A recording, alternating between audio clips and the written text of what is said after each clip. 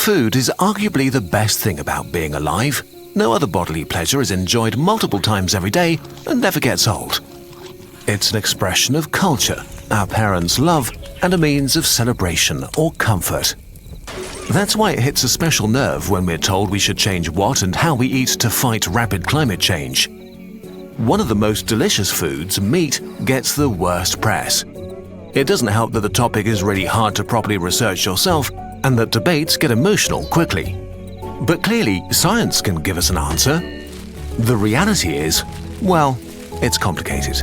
Let's take a look at 3 climate arguments against meat that are used a lot and see what happens.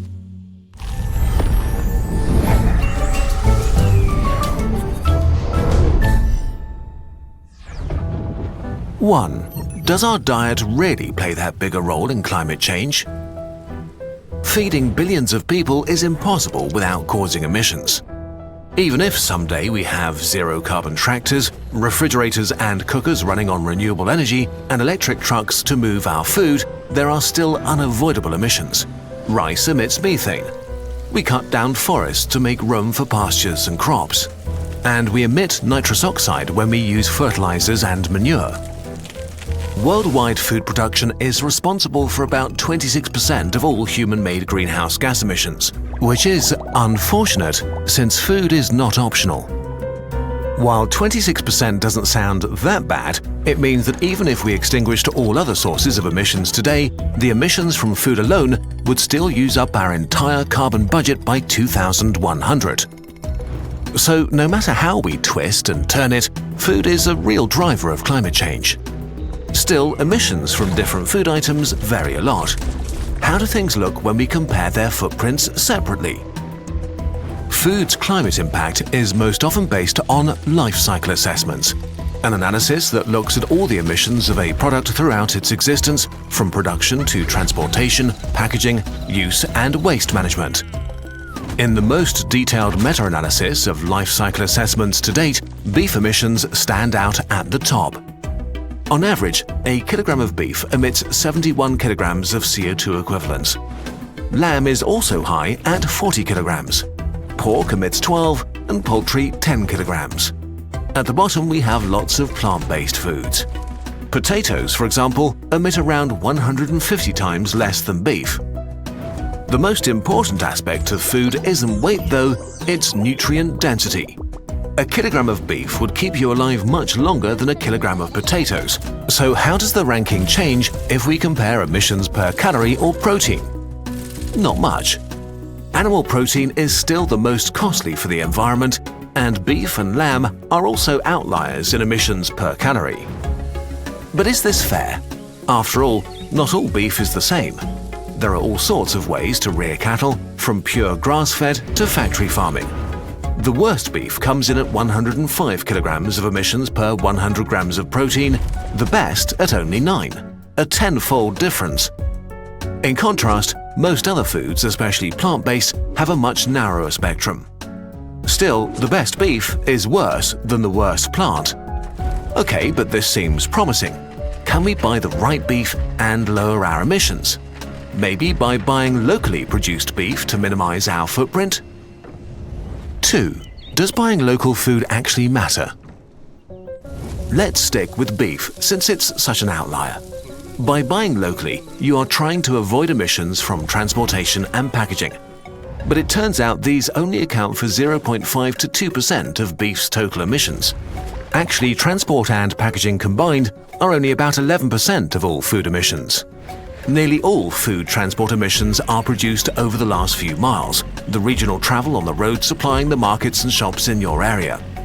International food transport happens mostly on freight ships, which are insanely efficient.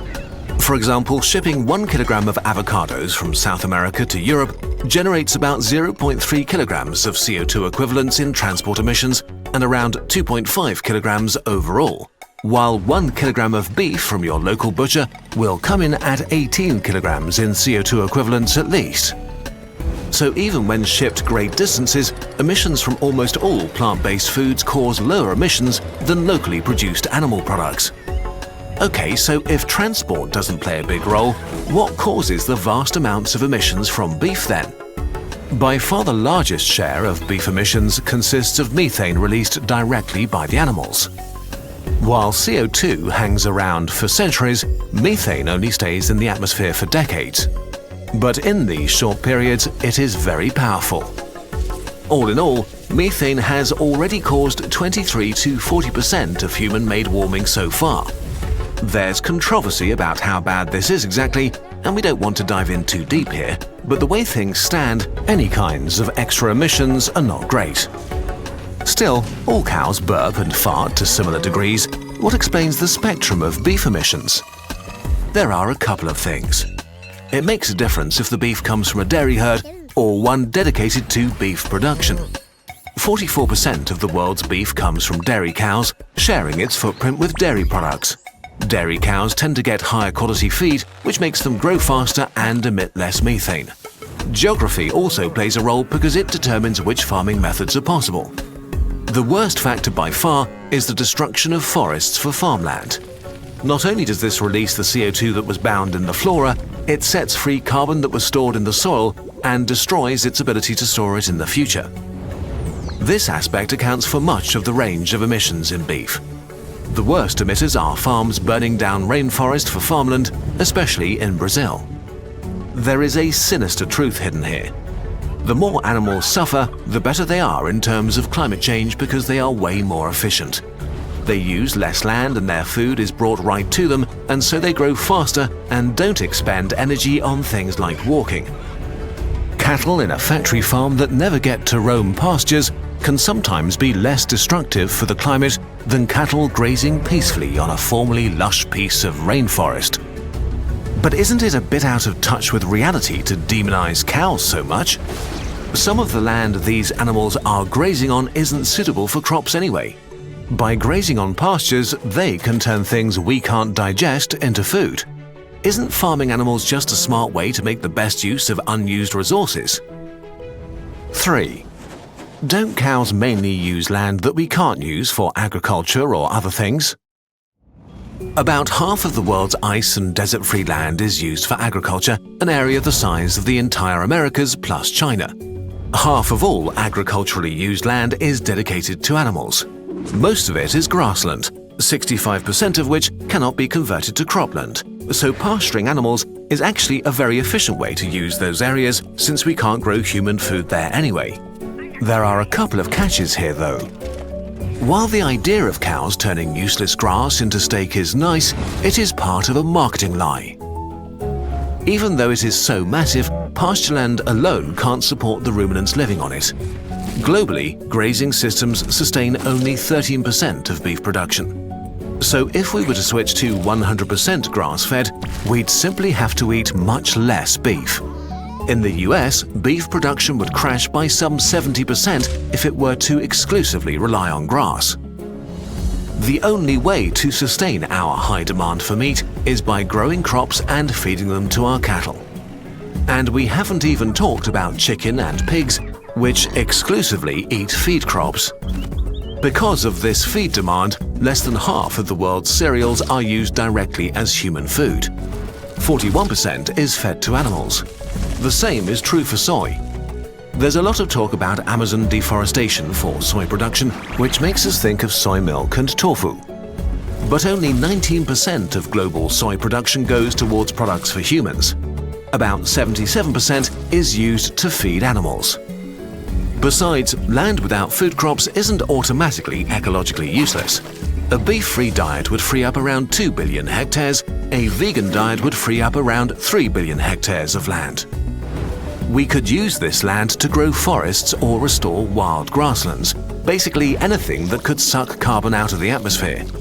If we spared 3 billion hectares of land, it could remove about 8 billion tons of CO2 from the air per year. By comparison, we emit about 50 billion tons of CO2 equivalents per year at the moment. That means we could save 16% of emissions by eating a vegan diet. Okay, to summarize, food is a huge driver of emissions. Meat, but especially beef, is the worst food in terms of emissions. Buying locally does not have a big impact on food emissions compared to the type of food you're consuming. When it comes to beef, cattle that are grass-fed can sometimes even be counterproductive because they just need much more land. Even if you find the most environmentally friendly beef in the world, your burger still comes with a significantly higher carbon footprint than a veggie patty. You can decide for yourself what you want to do with this information.